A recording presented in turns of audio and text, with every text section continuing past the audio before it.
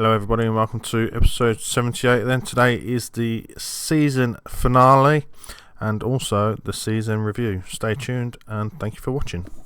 Right then, welcome to episode 77 then.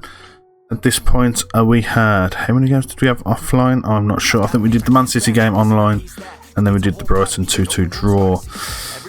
After that then we lost 2-1 to Southampton, which I thought was a bit harsh. We went 1-0 up.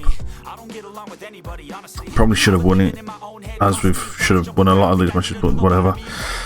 Then we went 1-0 up against, no we didn't, I thought we did. Oh, we came back 1-1, that's right, and I thought it was going good for most of the game, and then they won. So, here we are. Today then we're going to play Villa and Brentford, and then we'll probably do the end of season review as well. We'll see how we go. Right, let's get into it then. Is this what we're going with? Oh, yes, so we're going with, instead of having a 4-1-4-1, we had the whole not willing to experiment thing.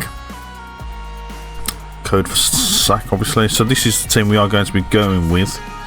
Diogo Ribby in goal, Parra on the left, Merrill Demerrill on the right, Hansen and Ponce in the middle, Taylor and Fullstruter in the middle of midfield. Then we've got Haig on the left, Privet on the right, Bustos in that attacking midfielder role, and Burgess up front then.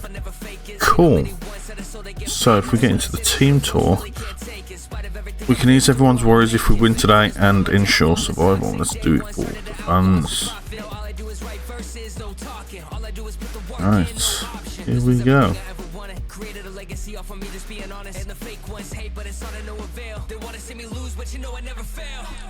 I'm sorry, I was not expecting that to happen within the first minute. So we had a corner from Privet, sorry, and Ponce has managed to get his head to it and put it in the back of the net. It's good to see. Gertrude, Ward-Prowse, Stevenich through to Duro. Oh, he tries the little chip and would have been pretty if it went in. Ward-Prowse with the free kick. Tries to go for the back post, doesn't quite work out, though Macias has got a second chance at the shot, but he decides to take the shot on himself and probably shouldn't have, but alas, it works out for us. Another free kick, Ward-Prowse to take again, and that goes just over the keeper. That was a really well taken header. Diogo Ribby with the goal kick.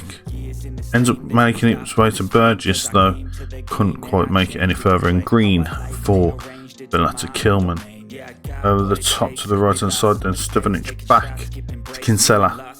He's running rings around that right hand side. Haig does his best to dispossess to Porre. Porre now running forward to Bustos, putting it through to Privet. Privet's going to have a shot and Privet puts it in the back of the net. It looks like they're going to try and go for offside. I don't think that was offside. I think Privet came from behind his man to get on the end of that.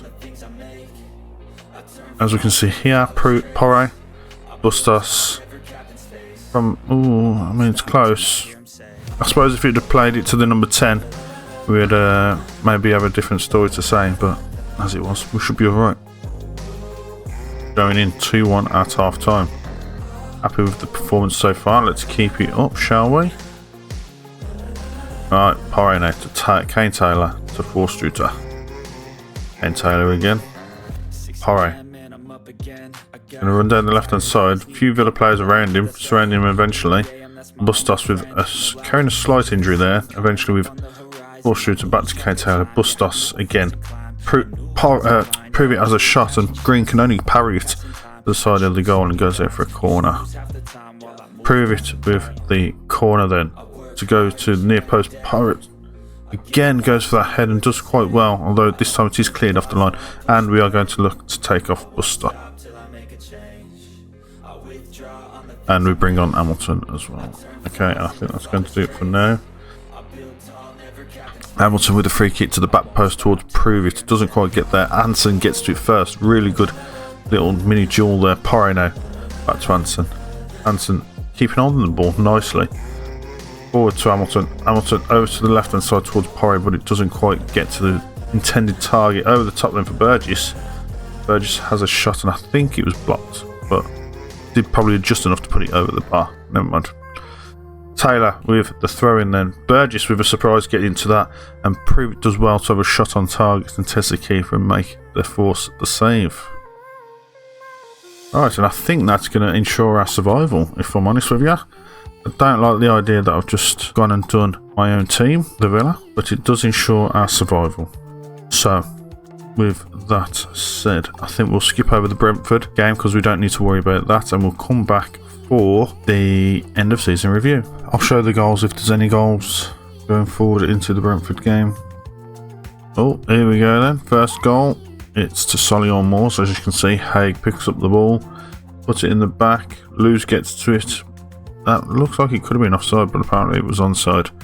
Going to VAR and proves it puts it in the back of the net. 1-0 to Solihull Moors. Damsgaard to Lazaro. Lazaro threads it through the middle for Correa. João Pedro, who misses, but Mikkel Damsgaard then gets on the end of it. And Diego Ribe can't quite keep that out, which is unfortunate. 1-1. What about this? This could be a goal, or is it offside? I'm not too sure. Will be interesting to see though. Free kick to Hansen. Bounces around the line. Bellingham hits it in the back of the net. There's no way that could be offside. It's right on the goal line. Unfortunate for them. Good for us. Cipriano through to Mr. Bell. João Pedro runs. Hansen tries to take the ball but doesn't quite get there. Pedro just bounces it in off that far post from where he shoots there. Yes, we'll continue with the changes. Youssef with the ball there for Brentford. Soon Bell. Luz takes it off our boy there. Takes it off Bellingham and then shoots and scores. And 3-2 Solihull Moors. Let's go. Last day of the season then. So Arsenal 2, Crystal Palace 0, Villa 5, Brighton and 0. They must have been really unhappy that we beat them. Solihull Moors 3, Brentford 2, Burnley 0, Leeds 1, Chelsea 0, Tottenham 2. Very Tottenham sort of scoreline. Everton 2, Fulham 1, Man United 2, Sunderland 1, Newcastle 4, Nottingham Forest 0, Southampton 2, Man City 2. It's an interesting result considering Southampton are 11th and Man City are only just above them. West Ham 1 and Liverpool 3. Liverpool go on to win the title. In fact, they tied up the title a fair while back. Again, Arsenal bottling it as per normal.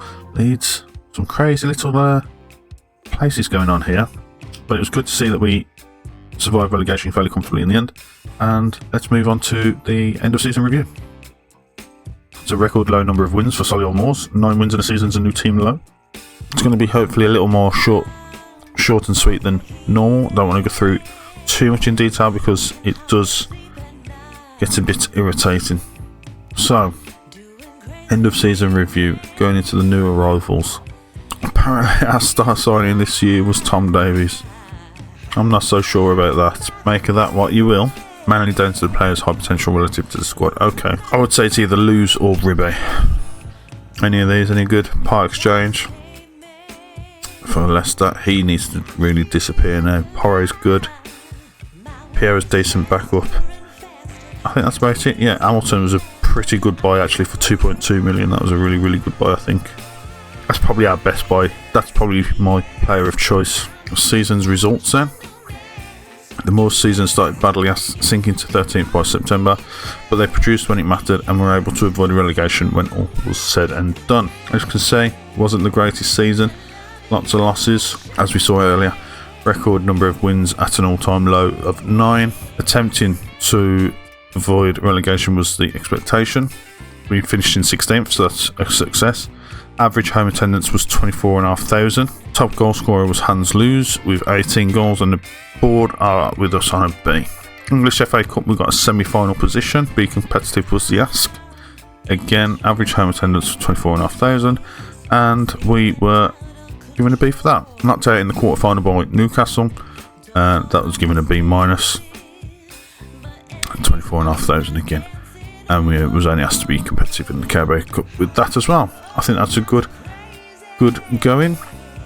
Biggest win then was against Norwich very early in the season. It would seem in October. A 3-0 away win. The match to remember was a 3-1 win over Burnley when Luz got his hat-trick. Also, I think that's probably one of the first games we played. And then goal of the season goes to Luz. Delights fans and pundits alike by scoring a volley against Newcastle, though we still went on to lose that game. The finances then, we can see that the club's reputation hasn't changed from national to national. No new sponsorship deals overall or notable deals. Although here it says no notable deal here on the left, but over here we can see the sponsorship's gone from nearly 3 mil to nearly 63 mil. I would say that's pretty significant, and that's most definitely a notable deal. Yes, the broadcast revenue is down just under 10 mil, but it's not really an issue. Corporate and hospitality is down almost a mil too. Competition prize meals up nearly 2 mil. Match day commercial and retail up almost 400,000. Sorry. Most successful shirt sales: Lewes, Taylor, Anson, Haig, and Burgess. Probably actually quite respectable sort of sales there, with 16,500 sold. This is the best 11. Diogo Ribby in goal, Porro on the left, Merrill DeMerrill in the middle, Ponce and Hansen, Hamilton and Kane Taylor in the middle. I'd probably agree with that. Forster in the left, I do agree with. Prove it on the right, I'd agree with. Bustos in the middle, yes. And Lewes up front, yes. I'd agree with all these. Right then, fans player of the year, Diogo Ribby. Young player of the year, Diogo Ribby. Signing of the season, apparently it was Tom Davis. I disagree. It's either Han Lewes or Diogo Ribby. Goal of the season, Hans Lewes. Top goal scorer, Hans Lewes, with 26 goals overall. Most assists, Macaulay Prove It with 8 overall. Most man of the match awards, Hans Lewes with 5. Diogo Ribby's got the highest average rating with 7, which is extremely good considering he played pretty much every single game, which was what, 47 I think. Most passes completed per 90 minutes was Jamal Baptiste with 54. Highest transfer fee paid was at 18.5 mil for Tom Davis. Highest fee received, Roger Early, 2.8 million. Hopefully we can break the fee received this season. Congratulations to Solihull Moors. It took an immense amount of spirit and determination to recover from such a poor start to secure their place in the league next season. Nobody's going to look back on their bad start after Solihull Moors secured such an unlikely survival. And we'll skip through the timeline. Just want to quickly go through the end of season stuff as well. Young player poached by Leeds, apparently had 4.5 star potential there, 15-year-old, which is disappointing.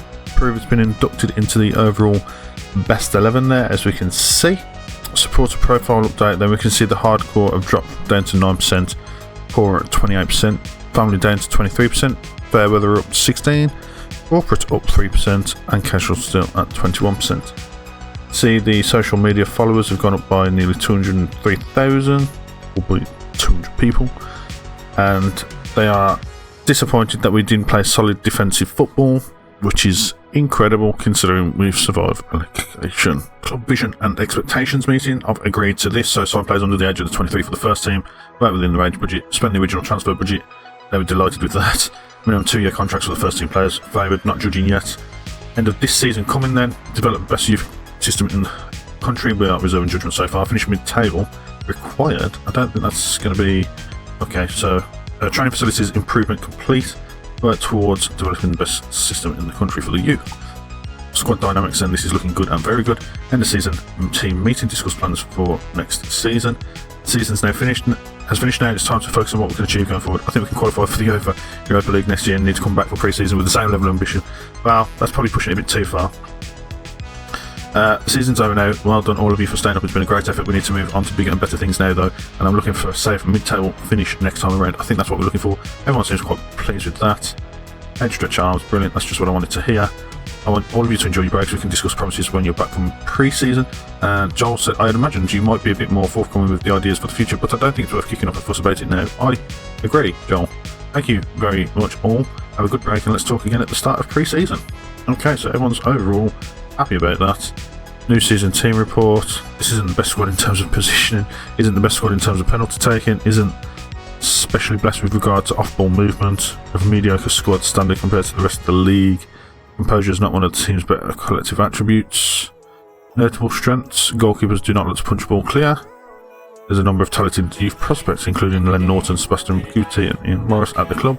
Jeremy Porritt is one of 4 good options at left back. Jamal Baptiste is the best of 5 good options able to play at centre back. That's actually interesting to know, to be fair. I suppose we might keep him around then, I guess. Makes sense, I guess. Adam Anderson is one of 4 good options on the right midfield, which is interesting because he was a winger on the right hand side and I have trained him on that right hand side there, so he's coming along leaps and bounds on that, which is always good to see. Jeremy Porritt is a superb option. at right back. That's good to see, though his thing seems to be going down, but he's on the up overall. He's a very good option at left back as well, apparently. Hamilton's a very good in defensive midfield, plenty of room in the wage budget with an additional 165 grand available to spend. Yeah, I know, because I've just sorted that. Effective from 3 balls as 24 of 61 assists in the last 50 matches have come from that manner. 20 of a total 61 in the last 50 have come from just outside the penalty area. Hands loose, 18 strikes, ranking 9th in the competition, not bad. Adam Manson's been in fantastic form, and there's plenty of room in the transfer budget with an additional 45.5 million to spend, of course. Injury season breakdown, so they missed 20% of the season. Mr. Sirkin, that's bad form. Yes, if we can sell you, that'd be awesome. Ooh, where should we go? Let's go USA. Yeah, why not? Solihull was named in the team of the week. Hands loose up front. It's always good to see. Ollie Watkins, where's he now? Affiliate under 21s. Oh, is that because he's 35? Oh my god. I can't believe he's actually spent all that time at Villa. I'm kind of impressed. Stadium expansion plans announced. Going up by 5,000 seats. It's going to cost 8 mil. 6 months to complete. It's going to take us to improve category from a 2 to a 1 in order to maintain it. We'll consider this in a later staff structure at the club.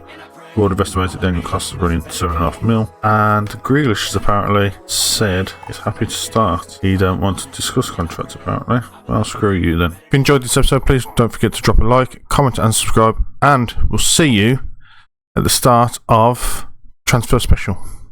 New season. Thank you very much for watching.